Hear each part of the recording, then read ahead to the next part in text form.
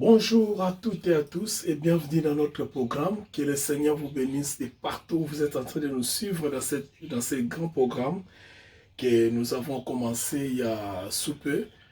Nous voulons vous remercier jusque-là parce que grâce à vous, à votre engagement, grâce à votre amour à la parole du Seigneur, qu'ensemble nous sommes en train de faire cette œuvre. Que le Seigneur vous bénisse avec vos familles, avec vos entreprises et tout ce que vous êtes en train de faire. Que la gloire soit rendue à notre Dieu. Alors, aujourd'hui, nous sommes en train de parler, nous sommes en train de continuer sur l'étude sur cette dispensation, les alliances. Nous sommes dans la 4e dispensation, qui est la dispensation de la promesse. Nous sommes en train d'évoluer et nous allons lire la parole du Seigneur dans le livre de Genèse, chapitre 21. Mais avant cela, nous allons nous recueillir dans la prière pour rendre gloire à notre Seigneur. Prions.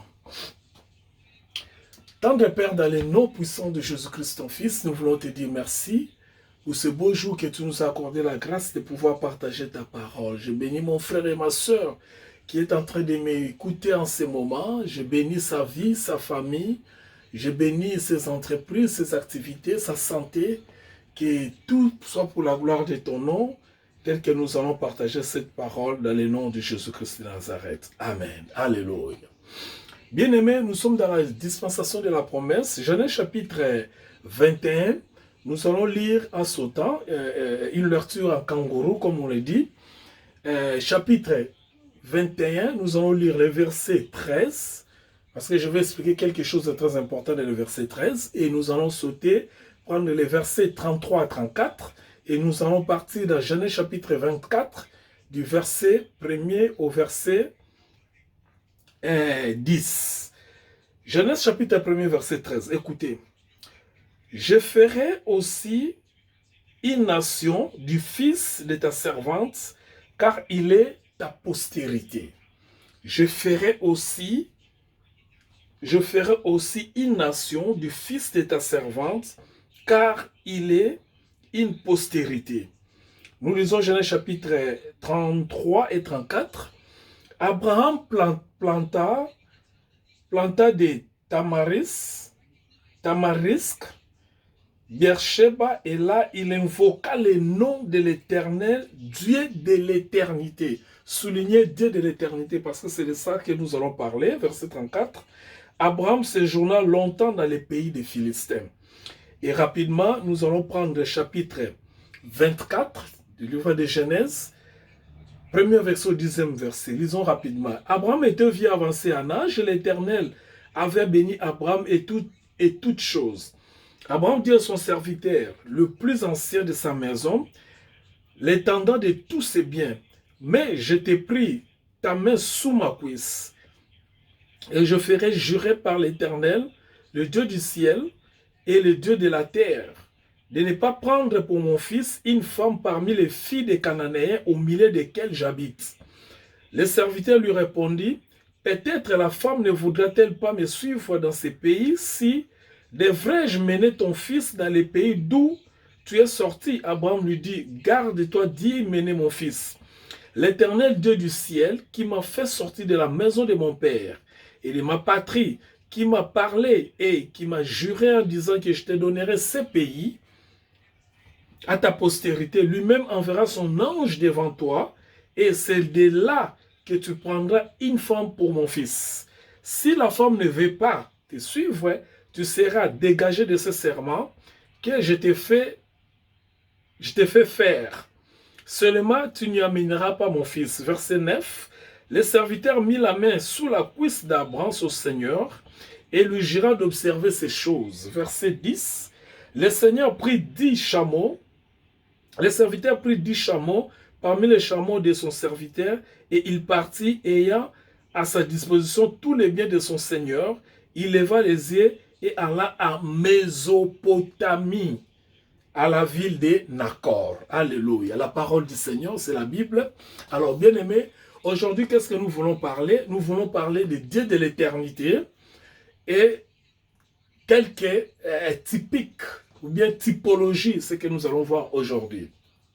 Alors, le Dieu d'éternité. Il est arrivé un jour, Dieu voulait, Abraham voulait invoquer Dieu. Mais avant que nous puissions aller dans les thèmes d'aujourd'hui, j'aimerais commencer par une parenthèse. Parce que je devais en parler de la fois passée. Peut-être faute de temps, je n'avais pas eu assez de temps pour pouvoir parler de cela. Je veux vraiment que vous m'écoutez très bien. Parce que les choses que je vais dire ici, ce sont des choses qui sont passées en réalité et qui constituent même la doctrine de l'hérésie. Ça constitue même la doctrine des erreurs, s'il faut dire comme ça. Beaucoup d'erreurs que nous voyons aujourd'hui dans les messages, dans des prédications, nous ne savons pas vraiment d'où cela est venu. Mais avec la lumière des Écritures, nous allons voir. Genèse chapitre 21, verset 13. Il y a quelque chose de très important qui est passé par là. Genèse 21, verset 13. Écoutez très bien, je relis. Je ferai aussi une grande nation de fils de ton serviteur, car il est ta postérité. Ici, Abraham se trouve dans le pays de Canaan. Bien-aimé dans le Seigneur, jusqu'ici, ce que les gens oublient, je l'ai déjà dit précédemment, qu'il y a eu beaucoup de nations. Les nations se sont créées. Bikolo, quand nous parlons des nations, nous parlons en termes des tribus, des ethnies. Des nations se sont créées parce que le monde avait déjà évolué. Il y avait beaucoup de civilisations. Suivez-moi très bien. Il y avait beaucoup de civilisations, il y avait beaucoup de peuplements partout dans le monde. Bon, qu'il est tondaki, bikolo makasi botamaki, bikolo minene bimaki déjà. Et parmi ces nations, parmi ces nations qui avaient vu le jour, il y avait une nation qui était tellement puissante, très puissante même, je dirais. Et quand le monde a une puissance makasi, donc tout le monde qui makasi déjà dans la civilisation, l'évolution, la technologie, la makambwebele. Par exemple, l'Égypte. L'Égypte était déjà une grande puissance, super puissance, je dirais. En dehors de l'Égypte, il y avait encore une autre nation que nous allons parler. C'est ce que nous avons appelé la Mésopotamie. Dans la Mésopotamie, il y avait la plus grande ville de Mésopotamie, c'était Babylone. Babylone, l'actuel Irak, donc c'est-à-dire, c'est le territoire qui allait de l'est de l'Afrique jusqu'au Moyen-Orient actuel. Et dans ce territoire-là, il y avait la plus grande ville qui s'appelait la ville de Babylone. Alors, dans la ville de Babylone, il y avait une dynastie. Une dynastie, c'est-à-dire dans les royaumes de Mésopotamie en général et la ville de Babylone en particulier, il y avait une dynastie. Là, on a tout le monde a confusion parce que là, était l'utopie Kelasi. Alors, il y avait un roi qui s'appelait le roi Hammurabi. Hammurabi était un grand roi, c'est-à-dire il était de la 6e, si je ne me trompe pas, de la 6e dynastie des rois de Babylone. Alors, lui s'appelait Hammurabi. Hammurabi était un roi très fort.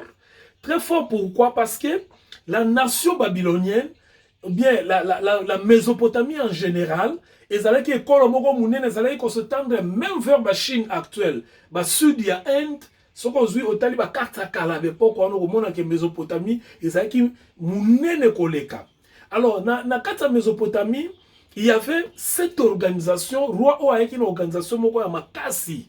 Organisation les allaient qui ko permettre yé pour na ko luka ko bongisa ekolo na ye, mboka na ye, mokili na ye, ko cha ordre pona ko permettre ete batu oyo bazali ko vanda na mboka na ye ba ko tambola na alignement topé na lolenge o esengeli, parce que ça fait quand dans une nation il y a pas l'ordre, vraiment cette nation est déjà vouée à la disparition. Cette nation est déjà vouée à un échec de la gestion. Alors lui, il avait jugé bon qu'il faut avoir ordre na kati ya mboka na ye. Il s'appelait Hammurabi. Alors, Hammurabi veut tout simplement dire Hammurabi, c'est la combinaison de deux mots.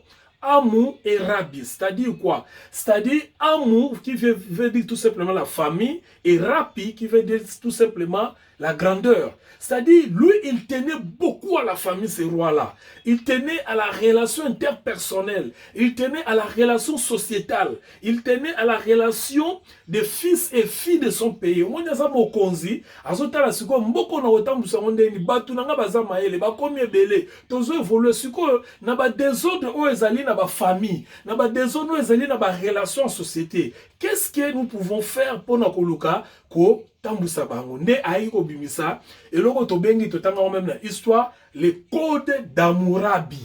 Le code d'Hammurabi. Le code d'Hammurabi, c'est quoi? Le code je m'excuse. Le code d'Hammurabi, ezali tout simplement ba loi oyo ye lokola roi amona ki ete ezala malamu achango na place parce que mboka nezalaki monene tellement monene bikolo musu bazalaki koya kosala commerce na kati ya mboka na ye ezalaki lokola bon tozwaneti par exemple je donne juste un exemple ndenge Dubaï ekoma lelo bikolo nyonso mokili bazoya na Dubaï ou bien Singapour ou bien Ngwanzu par exemple. Bon, prenons l'exemple de Ngwanzu. Bikolo ezoya ebele ba bikolo musu ezoya ko sala ba faire commerce ba faire na kati na mboka na ye. Siko ya moni te pour relation malamu ya peuple na ye. Na be étranger baza koya ko sala ba faire, baza ko sala commerce, baza ko visiter ma famille, il fallait tia ba loi. Alors ba loi na lokola zalaki puissant à imposer ba loi wana. Même bateau bazaki be étranger o baza koya na mboka na ye bazalaki toujours ko zala soumis na ba loi ya mboka wana. Tant bazo zonga na bikolo na bango pe bazo mema ba loi wana bazo mona ah ndenge zo tambusa société wana malamu bazo mema pe na mboka na bango benga ba code d'Hammurabi. Il y avait presque 282 lois ce qui na bosanité. Si vous allez na YouTube, internet, vous lisez cela au moment na betaka code d'Hammurabi au moment na ba loi ebele. Il s'est passé maintenant quelque chose bien aimé. Landana malam. Kodouana ezalaba louane ezali tellement malamu, ezali ko servir modèle pour établir la justice dans d'autres cultures. O bazalai ko yana kati ya mboka na bango. Deuxièmement, ezalai ko servir mboka na bango pe bango moko batambola malamu par rapport à ba kodouana. Et troisièmement, ezalai ko influencer même ba loi ya bato ba vivaki na époque wana o bazalaki na lignée ya bonzambe lokola ba Abraham. Alors, dans Genèse chapitre 21, verset 13, quand nous avons Abraham alobi, je ferai aussi une nation avec une nation du fils de ta servance, car il est ta sémence. Le Seigneur parlait maintenant, na mwana oyo Abraham abotaki, na Agar, to bengi Ishmael. Ishmael, pourquoi? Parce que bisika Ishmael akendaki, nzamba landaki ye, tant Abraham abenganaki ye, nous n'avons pas le temps de tout expliquer. Alors, nzamba yebisaki Abraham ki mwana wana pe na okomse ekolo. Alors, ekolo o Ishmael akendaki, et akendaki a se soumettre à ça qui relation na bikolo mususu wana, parce que vous allez vous rappeler même ça bino kamba lignée wonzambe. Lignée wonzambe tselaki na Abraham na Isaac. Et pas oyo Ishmael akendaki kotambola selon la loi oyo ya code d'Hammurabi. Alléluia. Là, si quelqu'un me suit. Bien aimé, au monde d'une étude, oh, je vous rappelle chaque fois, il y a tellement de choses à dire, mais nous n'avons pas le temps. C'est pourquoi nous avons sauté, même au chapitre Moussoussou, nous avons sauté car juste pour nous avoir un point aux alliés doctrinales. Donc, moi, tout le Moussoussou, maintenant, un détail aux alliés. Sur des prédications, peut-être on pouvait dire des choses en détail. Mais ici, les alliés études, nous avons une grande ligne où les alliés constituent doctrine. Amen. Alors, qu'est-ce qui s'est passé? Genèse chapitre 24. Yoka Genèse chapitre 24, versets 9 et 10. Genèse chapitre 24. Les serviteurs mit la main sous la cuisse d'Abraham, son Seigneur. Il lui jura d'observer ces choses. Les serviteurs prirent 10 chameaux. Parmi les chameaux de son Seigneur, il partit ayant à sa disposition tous les biens de son Seigneur. Il s'éleva et alla en Mésopotamie, la ville de Nakor. Donc, Mésopotamie, déjà dans Mboka Oyo, Bisika Wapi, code d'Hammurabi, parce que bango bazaki na bonzambete, mais bazaki na organisation na bango basi ba bongisaki. Par exemple, ils ont la loi moko tolobami, les lois de talion, l'œil pour l'œil, dent pour dent. C'est dans la Bible, mais ils ont la loi nzambete. Yango le Seigneur Jésus Tangoya Lobi, il vous a été dit, dans le livre de Matthieu chapitre 5, verset 38 à 39, il vous a été dit, l'œil pour l'œil, dent pour dent. Il vous a été dit, ba yebi sakibino, l'œil pour l'œil, dent pour dent. Donc, ezaki loi nzambete, ezaki loi outeki na code d'Amourabi. Exode chapitre 21, 24, Moïse a pessé la loi, l'œil pour l'œil, dent pour dent. Somme tasali mabe, bakozong c'est la épée mabe en quelque sorte. Donc ce qui veut dire que même Moïse, prophète de Dieu, na lignée nzambe, ayebaki ko s'associer na ba code d'Amourabi. Ayebaki ko zwana kati amona ki yango keza malamu pona koyeba ko tambusa société ndenge ba société na peso tambola, ayeki pa na kati na bana na nzambe pour ezalaki malamu. Alors, tant que le Seigneur Jésus a dans Matthieu chapitre 5 verset 38 à 39, il dit il vous a été dit, baebi sakabino ke, ceux qui m'ont asali au mabe, zongisele mabe, donc les pour les dans tout. Mais moi je vous dis, après c'est ce qu'on code nae, yeso après c'est o ezali. Donc ce qui veut dire que même Israël, même la lignée de Dieu bazala qui influencé na code d'Amourabi. Yango sala que même ba loi mingi bima. Makamu mingi bima na période ancien testamentaire. Ce sont des choses qui liées na bonzambete. Et quand tu pas bana on va dire na ligne bonzambe, mais ça qui lié na code d'Amourabi qui un roi païen. Est-ce que quelqu'un m'a compris? Donc, et ça le qu'on a lelo na mokili, tout ça makamususu oyo ezali na kati ya mokili, ezali ko arranger le bien-être ou bien la bonne gouvernance. Mais en réalité, c'est à bonzambete. Et ça, c'est un loi à nzambete. Ndenge pesalemaka na période wana makambo ebele eza na Ancien Testament nyonso te eza parole du Seigneur. Mususu ezali ba loi païenne bamonaki ke puisque ezotambusa société malamu. Par exemple, mutu abomi il faut peka baboma ye, mutu akati moto loboko il faut baboma ye. Eza ba loi ngo eza bele lelo kutu na zuma temps autant à certains de lois nazoseka ezalaki en même temps dur. Et ça qui en même temps pas à défaveur. D'ailleurs, balobi que les droits qu'on utilise dans notre monde aujourd'hui, ils ont un fondement dans le code d'Amourabi. Code d'Amourabi, c'est-à-dire, même un juriste à l'élo, système à droit au temps samokolo à l'élo, bazob inspiration musupe na kati ya code d'Amourabi. Ce qui veut dire que c'était quelque chose bien pour la société. Mais na ndenge ya bonzambe, ezalaki nzambete yango nde influença ba loi musu na kati ya ba vie ya ba hébreu, c'est-à-dire bato ba vivaki l'époque Ancien Testament. Il y a Ancien Testament. Je crois que tu aurais retenu. Pourquoi dans le bielo koboy? Parce que tant que tu as la dispensation de la grâce, l'actuelle dispensation, il y aura certaines dispositions oyo ezalaki liées na code d'Amourabi. Par exemple, sur le mariage, sur la loi, sur le divorce, sur la vengeance, sur la gestion de la société, la gestion de la cité. Et ça la loi belé oyo kota na Bible, mais outa na code exemple ya code d'Amourabi, influence ya code d'Amourabi. Mais le lot on va passer bazote yango. Bazote yango na cadre que parce que comment mis la Bible, c'est Dieu qui a dit, la Bible dit. Oui, la Bible dit, mais ezalaka na inspiration nzambete. Ezalaka na influence ya code d'Amourabi parce que ezalaki la loi o ezalaki kotambusa mokili n'époque wana parce que jusque là nzamba pesa na mobe comme côté pour na bana Israël. Alors bana Israël bazali komona ke eza malamu kokendebo. Par exemple, un jour je parlerai du divorce. Hein? Tokolobela divorce selon la loi de Dieu et selon le code d'Amourabi. Selon l'Ancien Testament expliqué en haut. Donc, et si tu as une question sur le mariage et sur le divorce, je vais vous expliquer ça très bien. Même quand il y a divorce, les gens ne comprennent pas. Tant qu'il y a une question sur le divorce. Mais qu'est-ce que le Seigneur avait dit? Il avait dit que, alors bien que, ezali na dureté à monter manabino. Et ça à cause du directeur de votre cœur, mais au commencement, il n'était pas ainsi. Ça, c'est la première des choses. Et la deuxième chose, le Seigneur ajouta pour dire que, au moment où Makambo est allé divorce, en réalité, Makambo est allé divorce, il parle de la séparation et le divorce. C'est deux choses différentes. Le Seigneur a dit que personne ne sépare. Hein? Moutouta s'est séparé. Mais divorce, ce n'est pas la séparation. Là, on verra des choses après. Alléluia. Faute de temps. Tokotana deuxième partie na biso on ezaki parenthèse et les biso mota imbelé Malheureusement, mais quand on a un message dans le. Alors, nous sommes dans Genèse chapitre 21, les versets 33 à 34.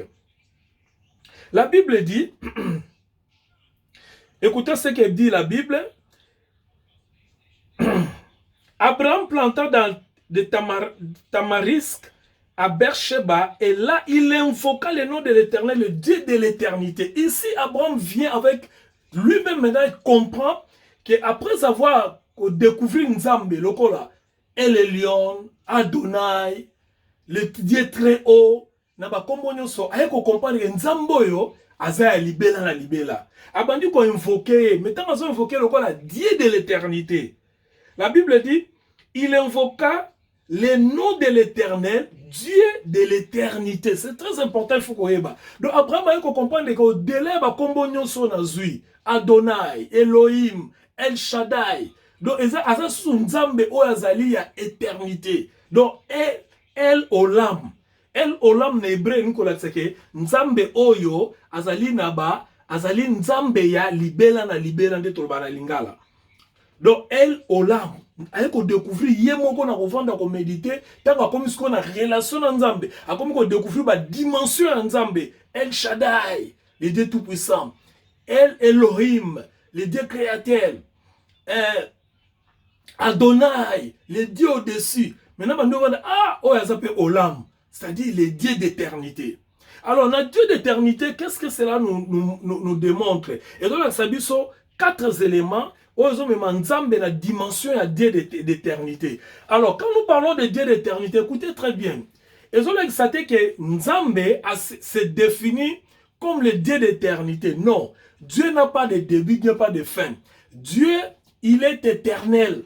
Maintenant, quand nous parlons de Dieu d'éternité, El Olam, nous voulons tout simplement dire que, premièrement, selon Psaume chapitre 10, Psaume chapitre 10, verset 1. Vraiment, j'ai aimé ce verset.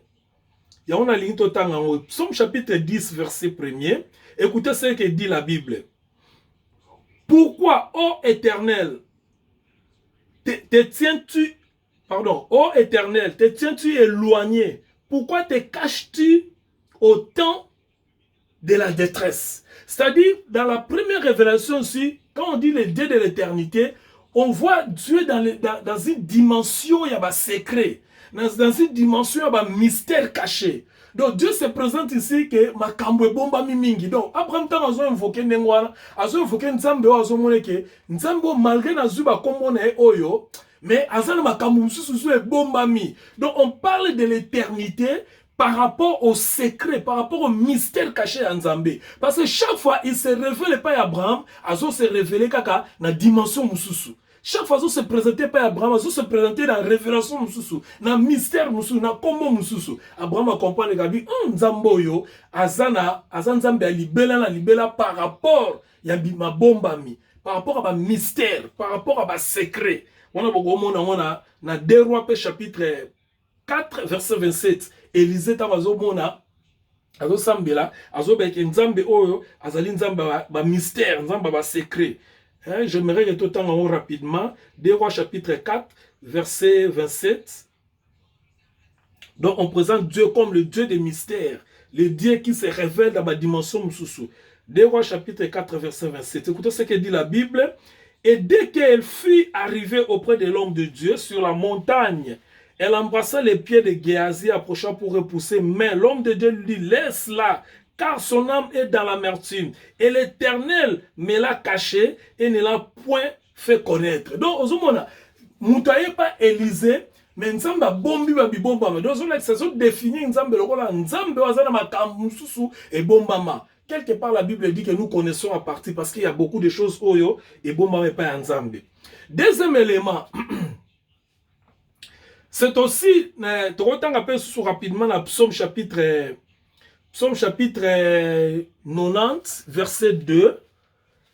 Psaume chapitre 90, verset 2 rapidement. Verset moko na mona ki suso kitoko, Psaume chapitre 90, voilà. Le verset 2, écoutez ce qu'il dit. Avant que les montagnes fussent nées et que tu eusses créé la terre et le monde, d'éternité en éternité, tu es Dieu. Alléluia. Donc, avant que la montagne soit mystère, parce que la montagne est un mystère, avant qu'on crée le ciel et la terre, d'éternité en éternité, c'est-à-dire, Dieu n'était pas là, n'habitait pas là où il créait, il était en dehors de ce qu'il créait.